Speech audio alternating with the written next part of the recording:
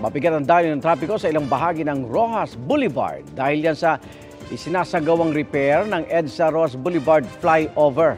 Saksi, live si Darlene Kai. Darlene. Igan, hanggang sa mga oras na ito ay talagang napakabigat pa rin ang traffic situation dito sa Rojas Boulevard. Katulad ng nakikita nyo, tukod po talaga yung traffic situation dito. Halos hindi gumagalaw yung mga sasakyan mula Airport Road hanggang sa EDSA Pasay. Yung maraming motorista tuloy dito, ilang oras nang naiipit.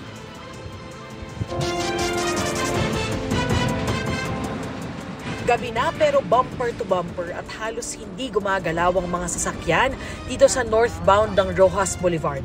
Ganyan kabigat ang traffic situation dito sa Rojas Boulevard buong araw. Mula yan Airport Road hanggang EDSA. Isinara muna kasi ang northbound ng EDSA Rojas Boulevard flyover dahil sa isinasagawang repair at rehabilitation. Sina Bonifacio na galing NAIA Terminal 1, 3.5 oras nang ipit dito. Ay, matindi. Bumper to bumper. Hindi nga ako gumagalaw. Inabot na rin ng 1 oras ang dapat ay 5 hanggang 10 minutong biyahe ni Dan. Pauwi na ako kaya lang talagang grabing perwisyo. Sobra. Anyway, wala naman tayong magagawa kundi tiisin na lang yung traffic, no? Apektado tuloy ang hanap buhay ng mga tsuper gaya ni Jonathan. Nabawasan daw ng 1 ikot ang pasada niya. Wala ka pa traffic, ate.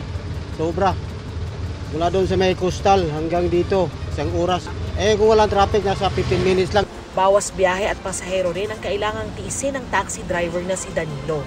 Traffic talaga. Pag nung sarado yung sa taas, traffic hanggang ubos ang oras ko.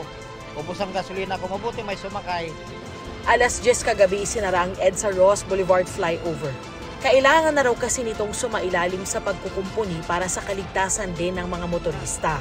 Yung pinakadugtungan ng beam ng tulay, medyo may na kaya naglagay kami ng pinakalak sa dugtungan. Maluwag na pagka dumaan yung malalaking sakyan. Gumagano'n-ganon. Kala mo lindol, umuuga. Pagka may dumaan ng mga trailer, maramdaman mo talaga na umuuga na yung tulay. Kasi may mga crack na yung pinakalak ng dinugtungan ng beam. Kaya nilalagyan namin ng bakal.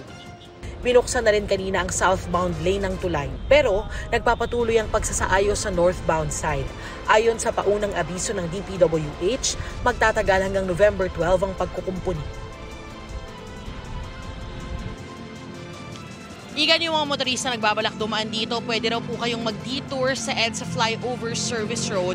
Yung mga heavy vehicles naman, gaya ng mga truck, pwedeng dumaan sa Rojas Boulevard patungong EDSA gamit ang rightmost lane. Live mula rito sa Pasay City, ako po si Darlene Kai ng GMA Integrated News, ang inyong saksi.